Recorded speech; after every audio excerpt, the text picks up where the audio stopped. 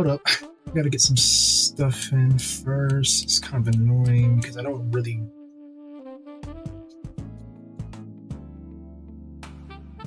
I don't want this to the side, so do I... I guess I would just do this, huh? And then... well... yeah, I guess I would just do this. No, not you. Actually, although no, you're important. You're important. I'll sit you off to the side. I'll sit you off to the side.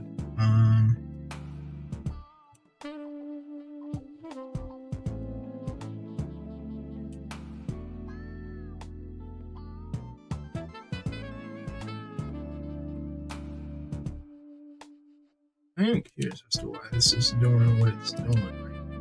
I swear that I have it done correctly, if I'm not mistaken.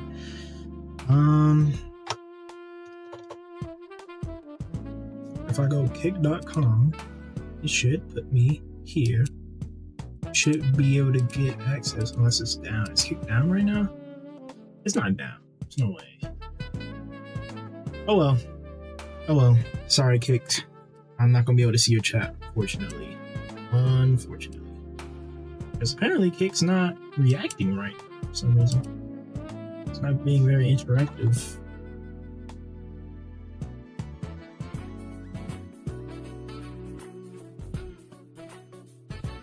Yeah, it's not being very interactive. Oh well.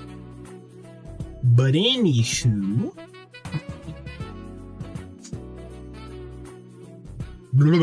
Okay. Gotta get this. I have to do this. What's it called? I have to do this introduction correct. Okay. Okay.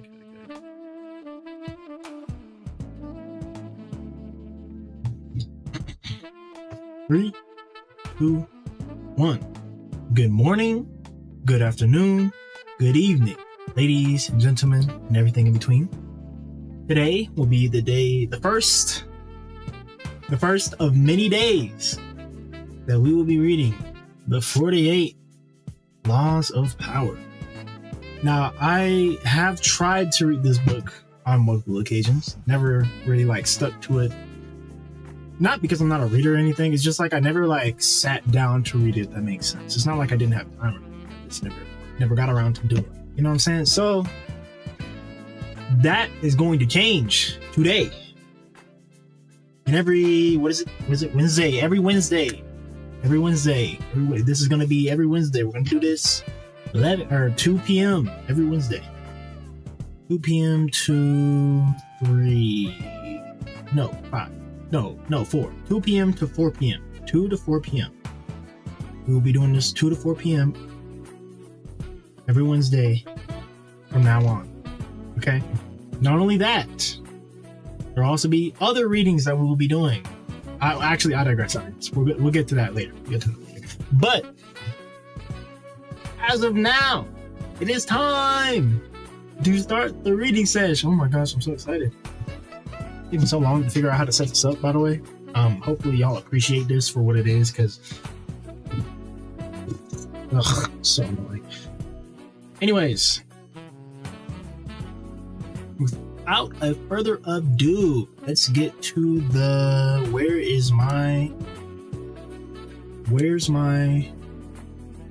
give me a sec.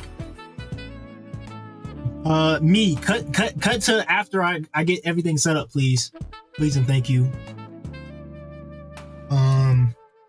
Yeah.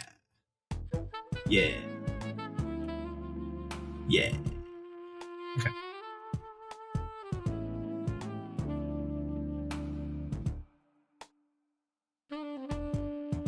Let's put you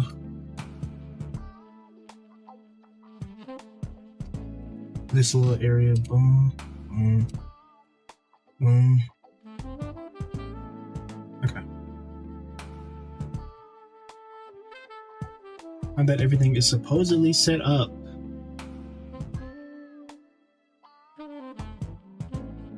let's go to preset 2.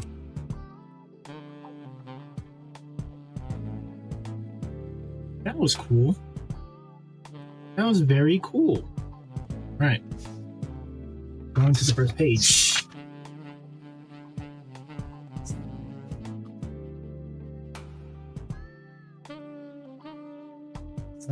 I know it's a little bit grainy. Hopefully y'all can see a little bit better than I can on the screen. Hopefully.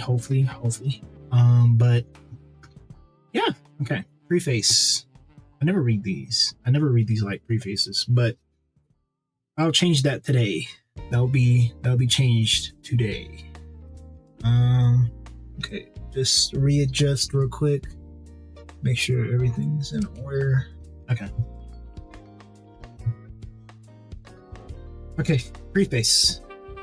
The feeling of having no power over people and events is generally unbearable to us. When we feel helpless, we feel miserable. No one wants less power, everyone wants more. In the world today, however, it is dangerous to seem too power hungry.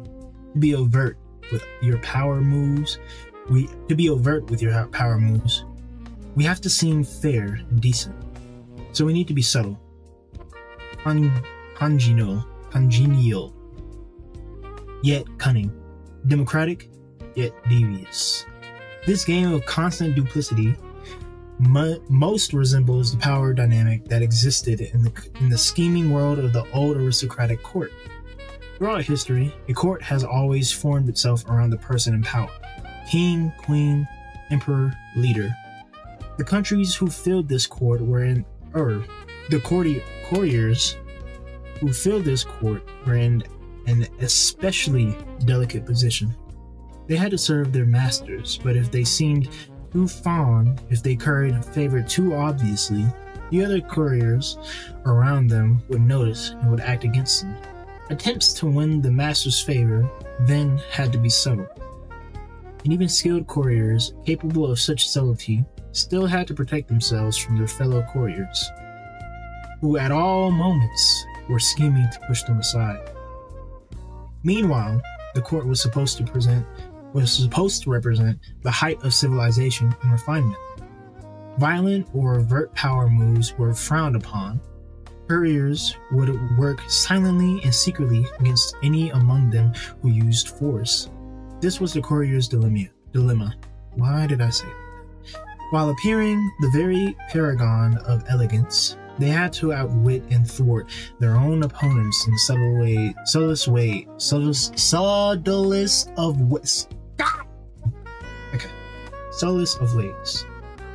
The successful courier leaned over time to make all of his moves indirect. He stabbed an opponent in the back. It was with a velvet glove. Oh my god! On his hand and the sweetest smiles on his face. Instead of using coercion or outright treachery, the perfect courier got his way through seduction, charm, deception, and subtle strategy. Always planning several moves ahead. Life in the court was a never-ending game. Oh shoot, I lost myself. That required constant. Oh my god, it's so bad. It's gonna get better over time. Okay, I promise.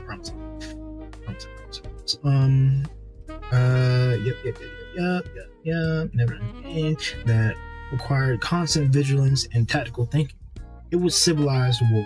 Today we face a peculiarly similar paradox to that of the courier. Everything must appear civilized, decent, democratic, and fair. But if we play by those rules too strictly, if we take them too literally, we are crushed by those around us who are not so foolish. As the great Renaissance diplomat and courier Niccolo Machiavelli, I think I've heard this, wrote, "Any man who tries to be good all the time is bound to come to ruin among the great number who are not good." The court imagined itself the pinnacle of refinement.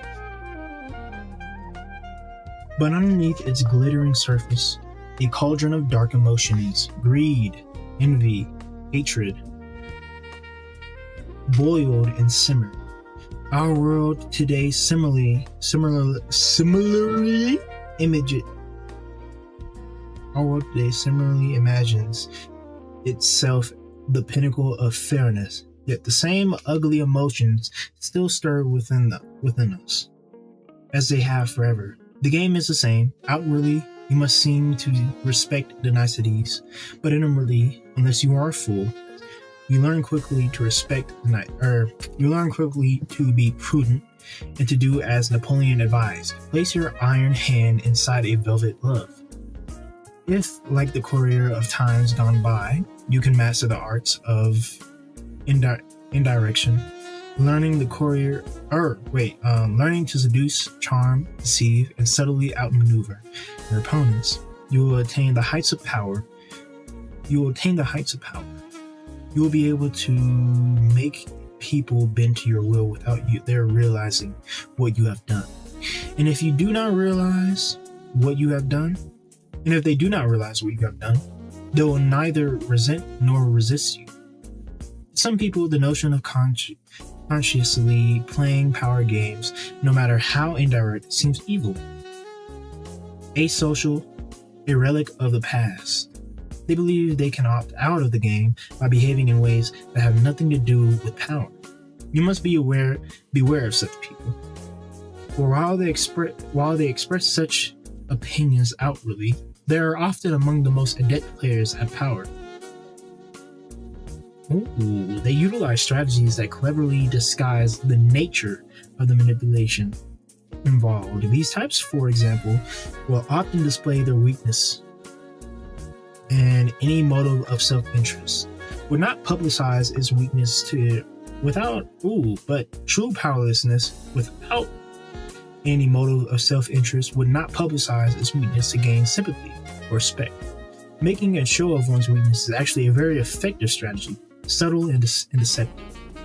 In the game of power, see Law 22, the surrender tactic.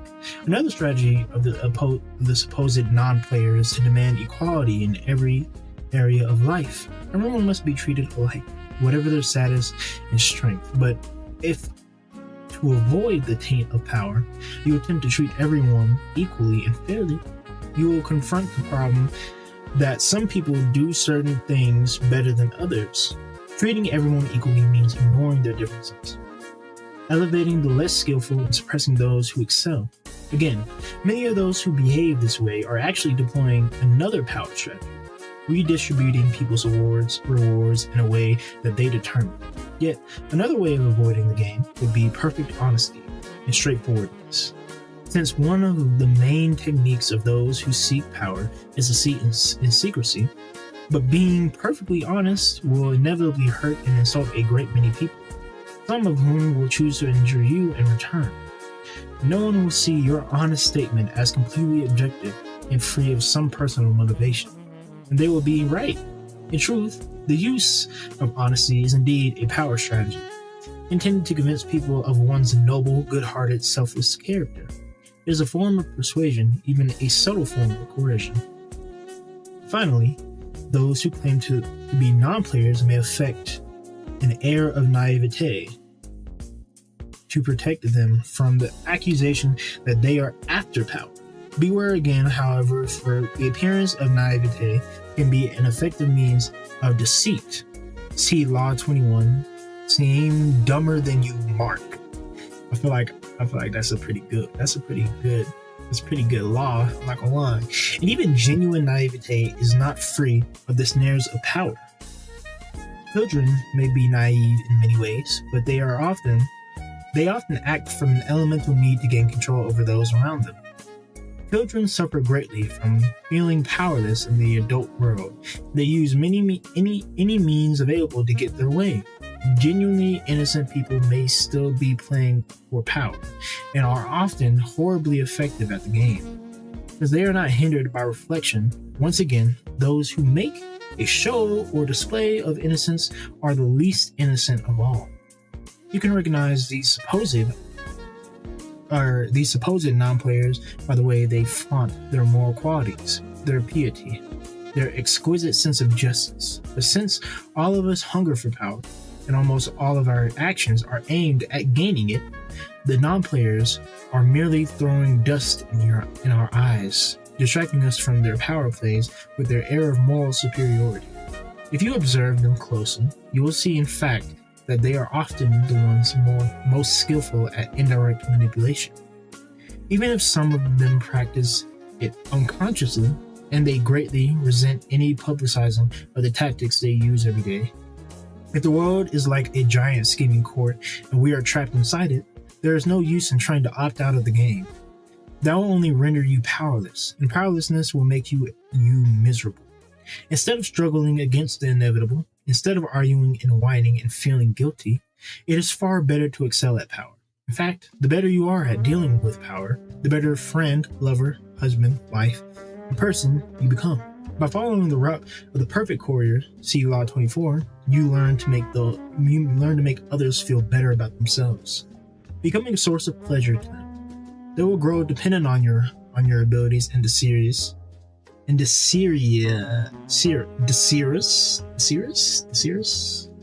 does that mean? The series of your presence.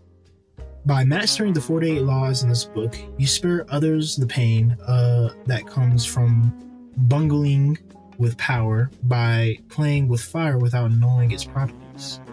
The game of power is inescapable. Better to be an artist than a denier or a bungler. Learning the game of power requires a certain way of looking at the world, a shifting of perspective. It takes effort and years of practice. Much of the game may not come naturally. Certain basic skills are required, and once you master these skills, you will be able to apply the laws of power more easily. The most important of these skills, and power's crucial foundation, is the ability to master your emotions. An emotional response to a situation is the single greatest barrier to power, a mistake that will cost you a lot more than any temporary satisfaction you might gain by expressing your feelings. Like, this is going in a very interesting direction. Emotions cloud reason, and if you cannot see the situation clearly, you cannot prepare for and respond to it with any degree of control. Anger is the most destructive of emotional responses, for it clouds your vision the most. It also has a ripple effect that inevitably makes situations less controllable and heightens your enemy's resolve. If you are trying to destroy an enemy who has hurt you, far better to keep him off guard by feigning friendliness than showing your anger. Shoot, let me move that back.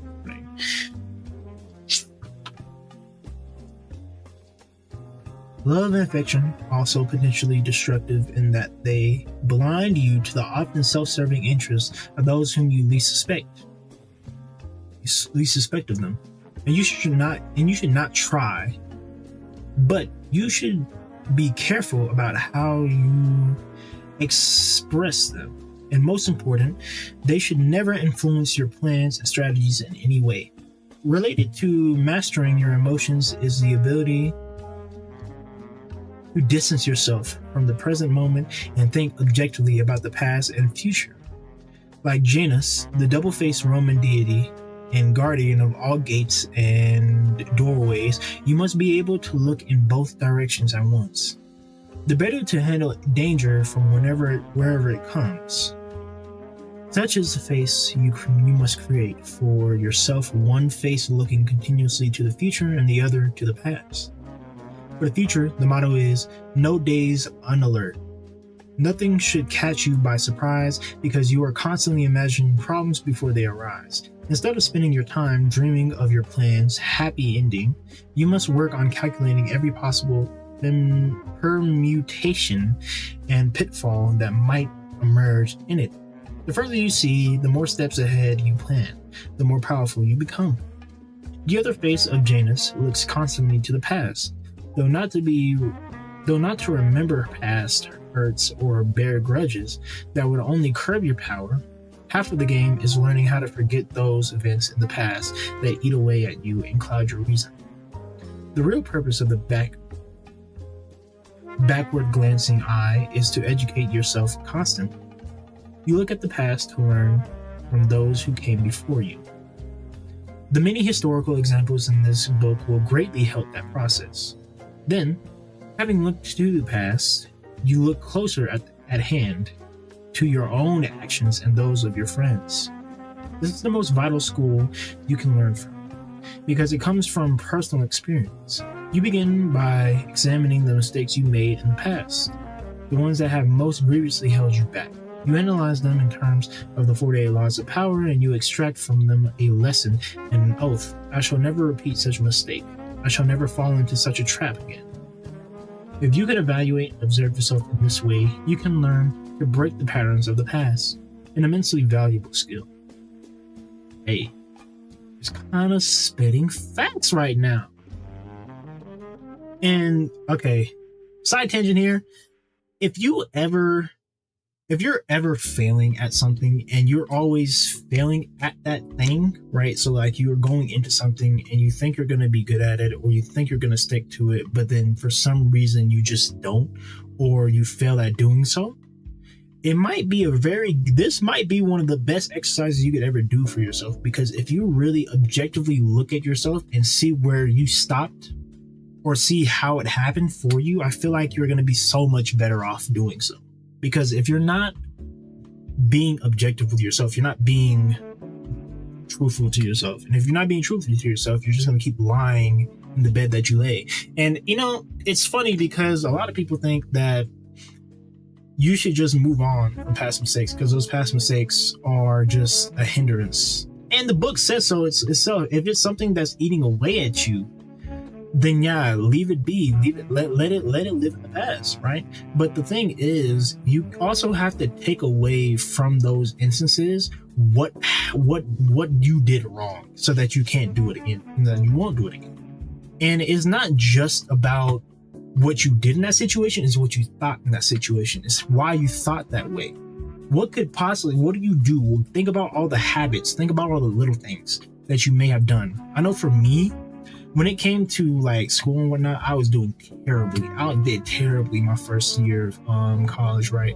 And what I've learned from that is that I tend to do things like make it easier for myself to make excuses that would hinder me doing the work that I'm supposed to do. So like, for instance, I had an assignment that I had an entire month to do. It was a book review assignment, right? And so I kept, instead of doing the book review assignment or starting the reading of the book review assignment, what I ended up doing was I looked at the book. I said, I'll put this off into the next week, right? And then I'll remember that I had to do it, right? And then I'll immediately go on my phone to forget about it. And then I realized that these are habits that prevent me from actually doing what I'm supposed to do. Instead of there not being any time for it. No, I just never made time for it because I actively chose to forget about it. And it might not come to you immediately, but once you start thinking about the things that you failed to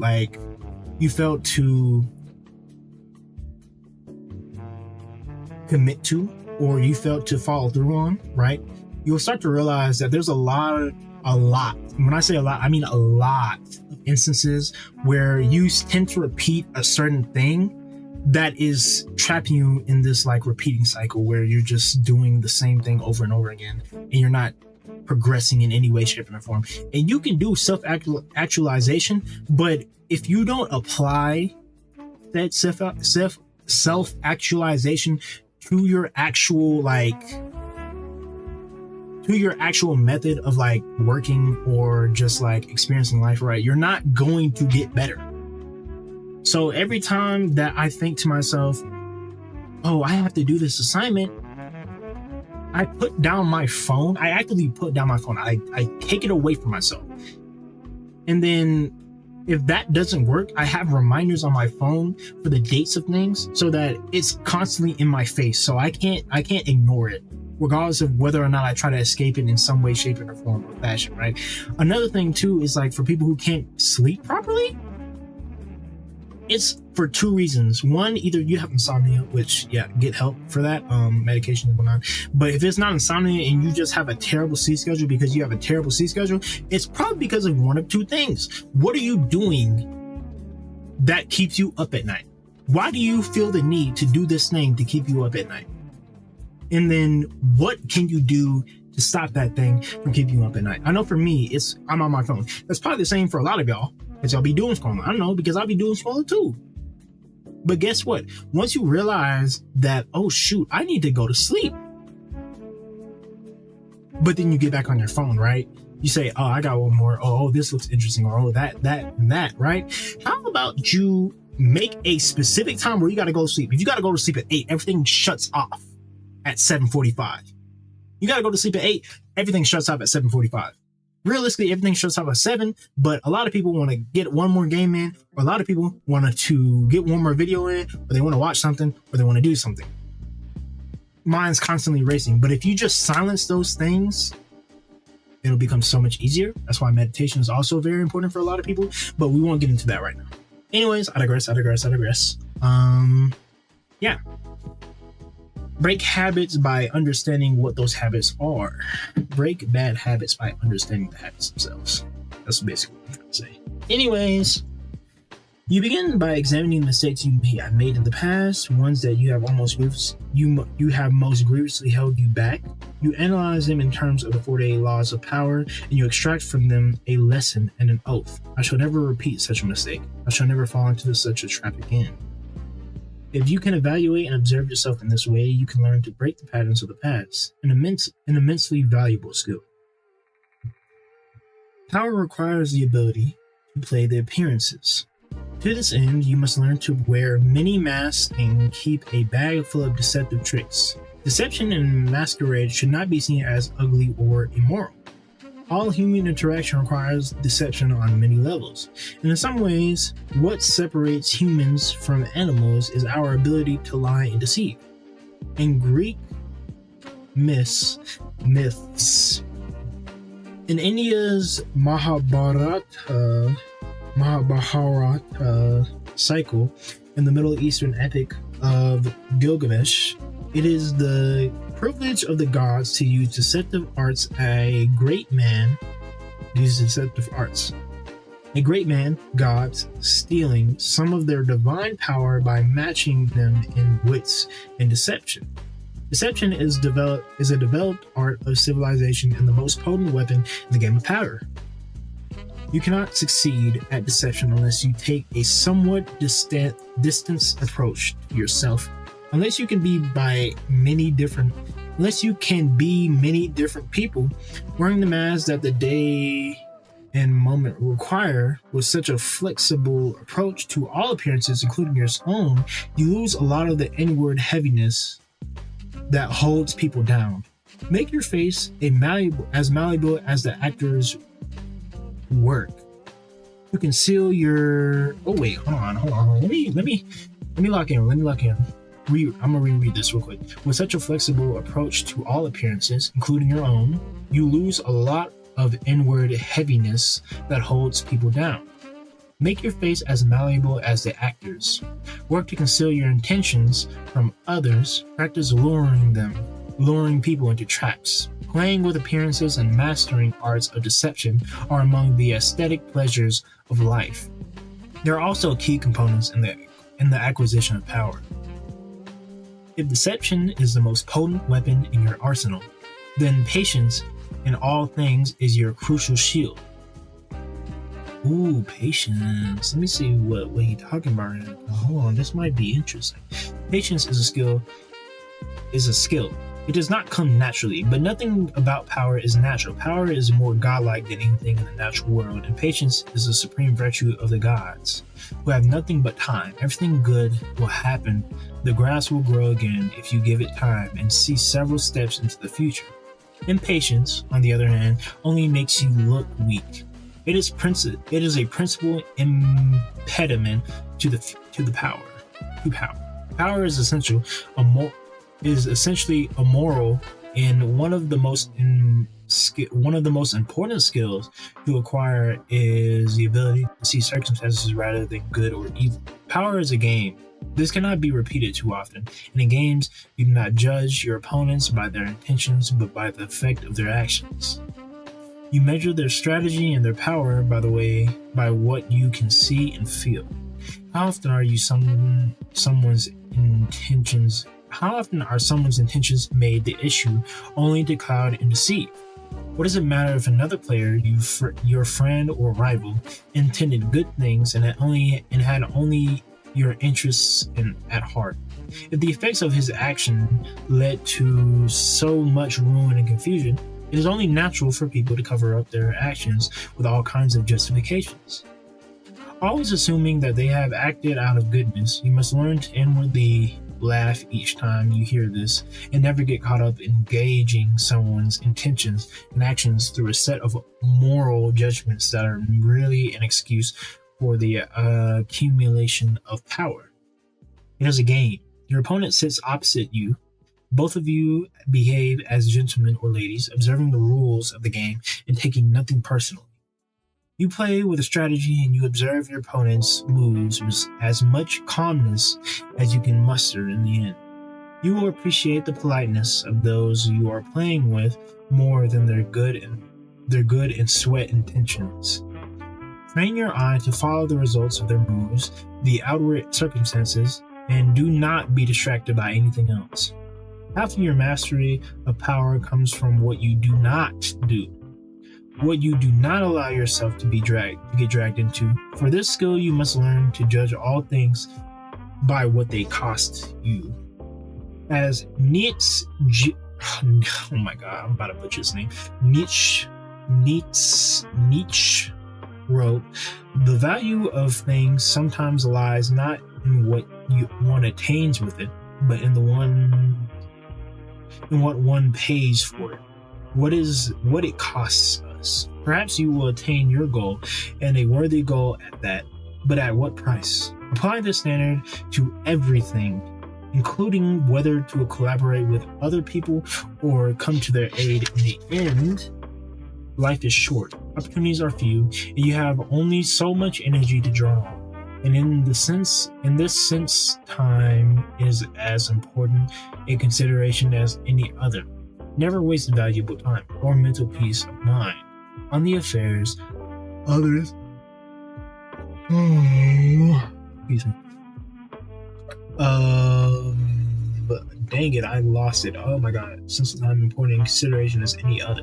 Never waste valuable time or mental peace of mind on the affairs of others. That is too high a price to pay. Power is a social game. To learn and master it, you must develop the ability to study and understand people. As the great 17th century thinker and courier Balthazar Gracian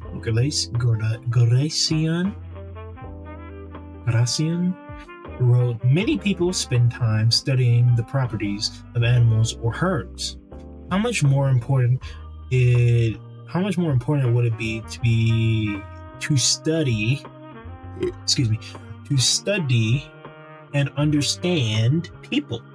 As the great 17th century thinker and courier, I just repeated the entire, I'm going to repeat it anyways. Balthazar Gracian wrote, "Many people spend their time studying the properties of animals or herbs.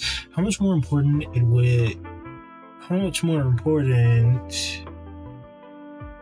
it would be to study those of people with whom we must live or die. To be a master player, you must also be a master psychologist. You must recognize motivations and see through the cloud of dust with which people surround motivations and see through the cloud of dust with which people surround their actions. An understanding of people's hidden motives is the single greatest piece of knowledge you can have in acquiring power. It opens up endless possibilities of deception, seduction, and manipulation. People are of infinite complexity, and you can spend a lifetime watching them without ever fully understanding them. So it is all the more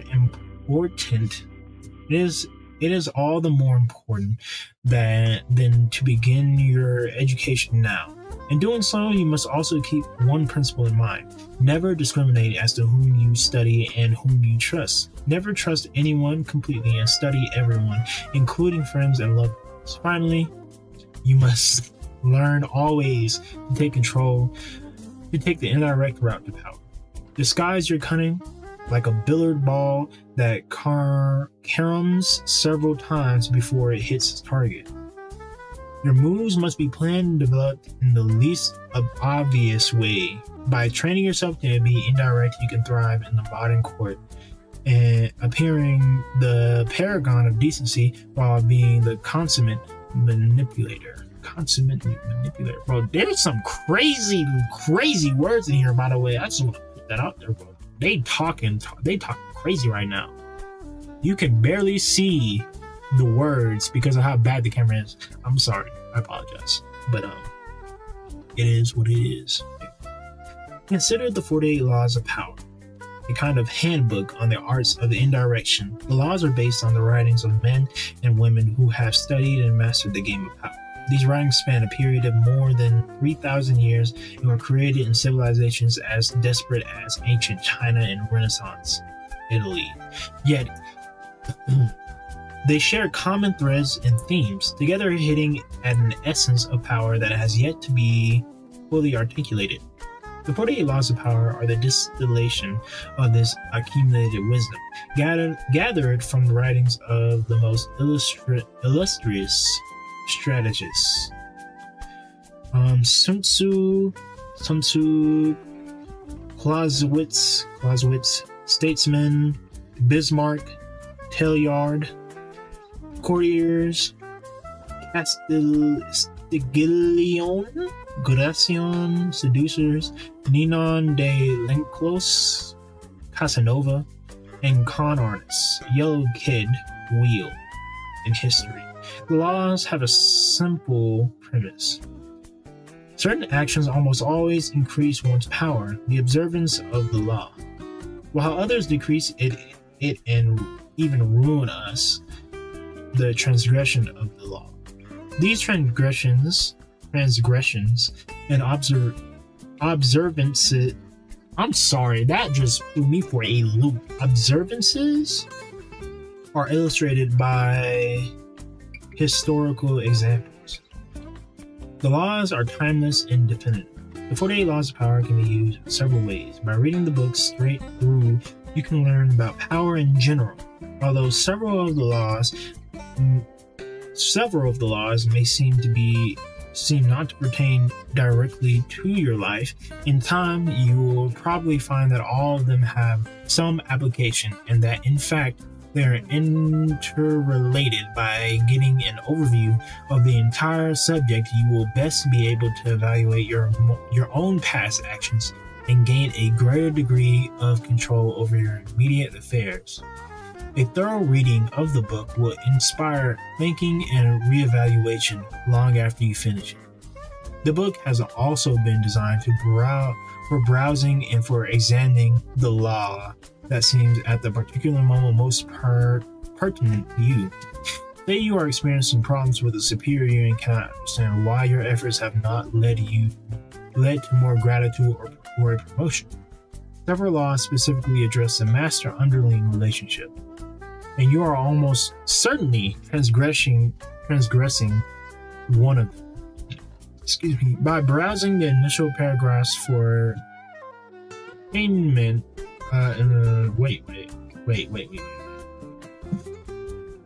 initial paragraphs for the 48 laws in the table of contents, you can identify the permanent law. Finally, the book can be browsed through and picked apart for entertainment. The heck was that? For entertainment. The heck was that? Oh my gosh. Never mind. I lost it. No! Finally, the book can be browsed through and picked apart for entertainment, for an enjoyable ride through I want to say this is foils, but I don't think that's what this is. I'm pretty sure it's something else. Foibles and great deeds of our predecessors in power. A warning, however, to those who use the book for this purpose, it might be better to turn back. Power is endlessly seductive and deceptive in its own way. It is a labyrinth. Your mind becomes consumed with solving its infinite problems, and you soon realize how pleasantly lost you have become. In other words, it becomes most amusing by taking it seriously. Do not be frivolous with such a critical matter. The gods of power frown on the frivolous. They give ultimate satisfaction only to those who study and reflect, and punish those who skim the surfaces, looking for a good time. Any man who tries to be good all the time is bound to come to ruin among the great number who are not good. Hence, a prince who wants to keep his authority must learn how not to be good. and use that knowledge to refrain from using it as necessity requires. Refrain from using it as necessity requires. Okay. Hold on, let me reread this because I feel like this is low-key a quote. I'm just not reading it right. Any man who tries to be good all the time is bound to come to ruin among the great number who are not good. Hence, a prince who wants to keep his authority must learn how not to be good and use that knowledge or refrain from using it as necessity requires. The Prince, Niccolo Machiavelli. I feel like, bro, I've heard his name in an anime before. I just can't remember what it was called. Okay. Y'all. Before we get into the first chapter, right? There's this anime called How a Realist Rebuilt a Kingdom, right? How a realist hero rebuilt the kingdom, right? This anime has a lot of references to philosophy, and I'm pretty sure that it has a lot of like, because he became the king, right, or ruler. I'm pretty sure that Prince Machiavelli was a large portion of Soma, the main character, obviously. His ideologies and how he leads and how he like presents himself, if that makes sense, right? You'll see like he mentions him a lot in the anime. He mentions him a lot more than most enemies would. That's what I'll say. He mentions him a lot more than most enemies would. And I think it's a really fun, good like binge anime. If you want to like binge an anime, that's a really good anime to watch. That's just my 2 cents. Anyways, back to the book. Law number 1, judgment. Always make those above you feel comfortably superior.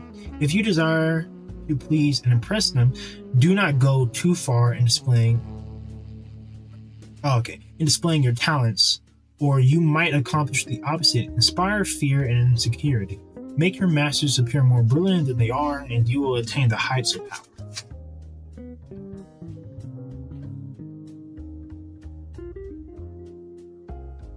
We're almost done. Nicholas Fouquet. Actually, no, you know what? No, we're gonna stop here. Law 1. Always make those above you feel comfortably superior.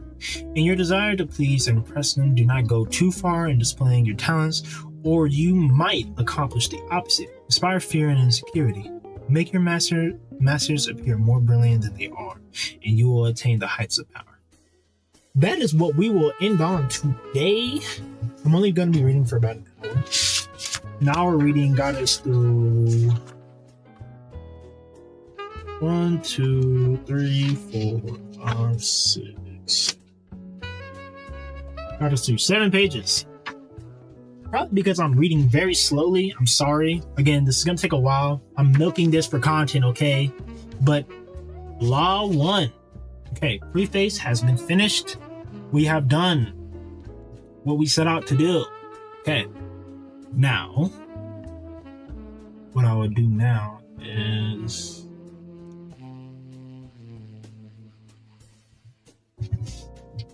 Okay.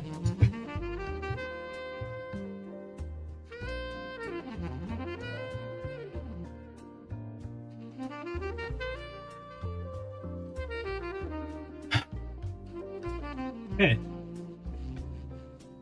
I'm not seeing too much interaction right now, so I'm going to be doing my own interpretation of a lot of things.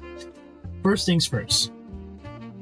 Preface. This was very interesting. I know it's only been like roughly, I want to say somewhere between like 30 to 40 minutes, probably. Yeah, it's like 40 something minutes right now. With that being said, I digress. This book is going to be wild. I think y'all noticed too, I got into like a flow, like a little ways through there, and I felt like I was really getting to it, you know what I mean? I was really like getting to it for real, you know what I'm saying? So like,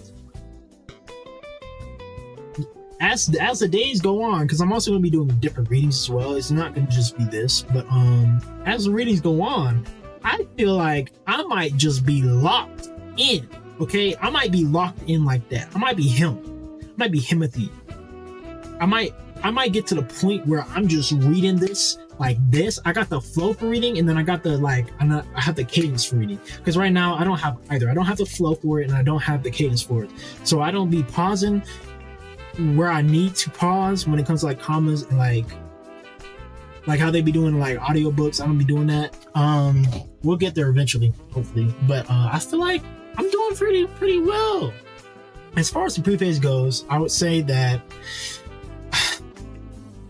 I love how they keep reiterating that the idea of the struggle for power is essentially just, yeah, it can get really like bad, but in its like entirety, it's more or less about how the person uses that power, right? Because like deception, manipulation, these words are intrinsically like for most people, it has a very negative connotation. Obviously, like manipulating.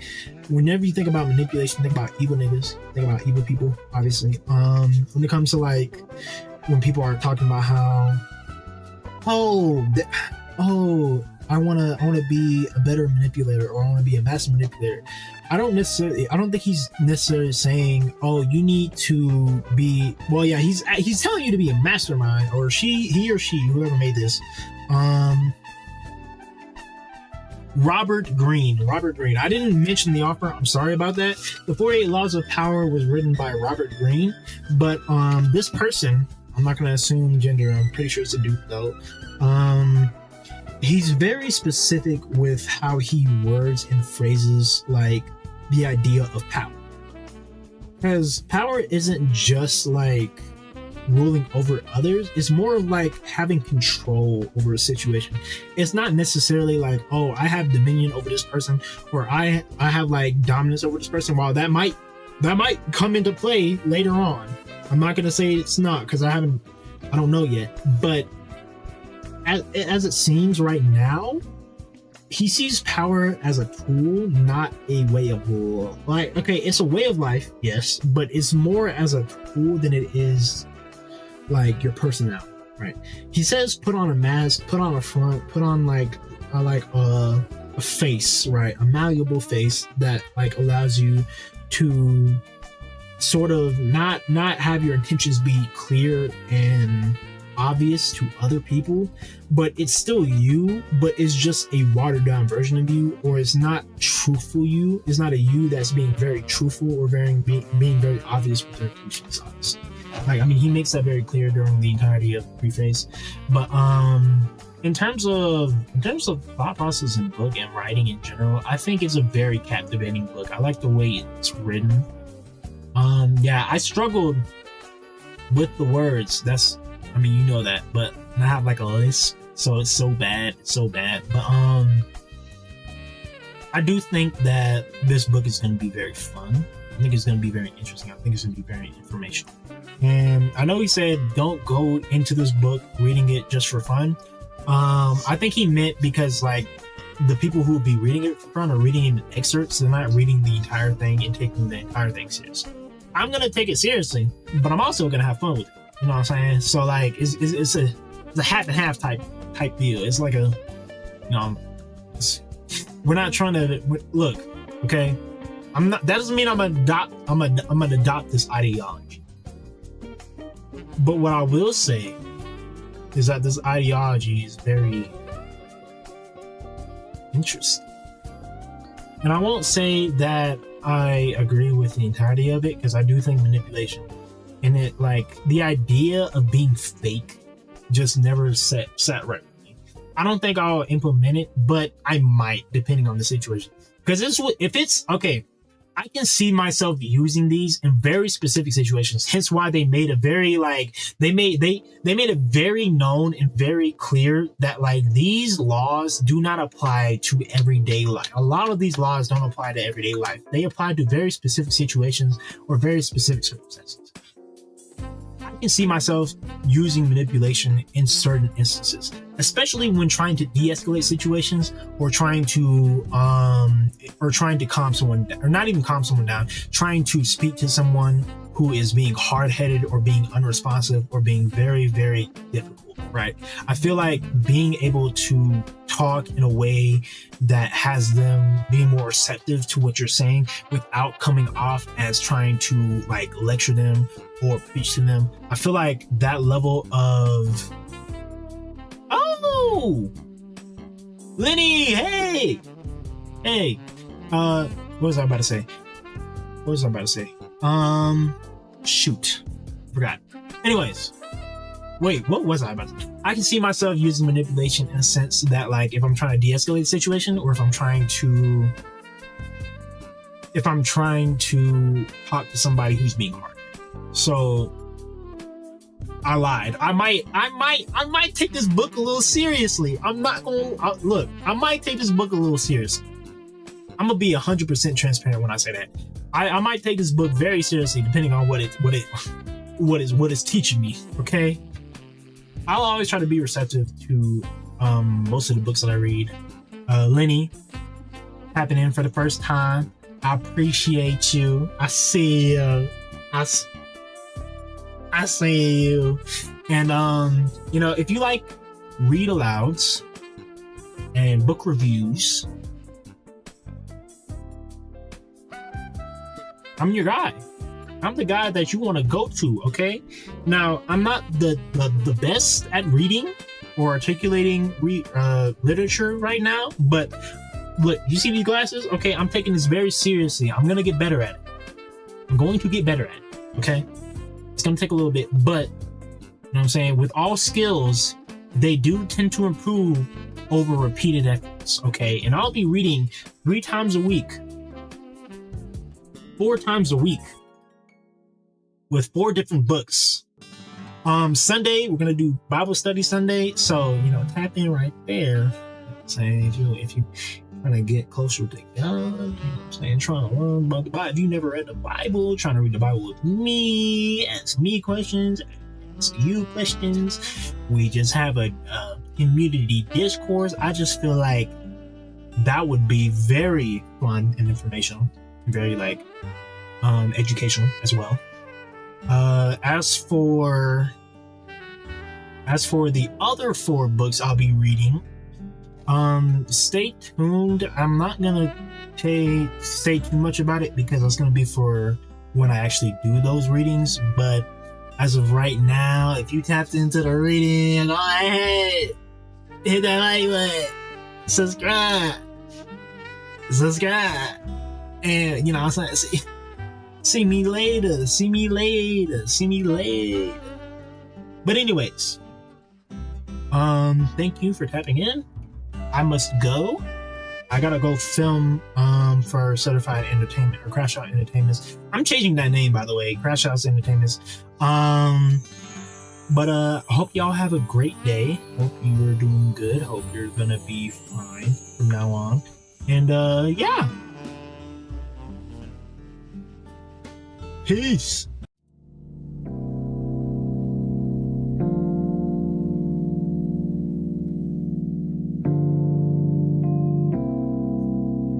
That was close.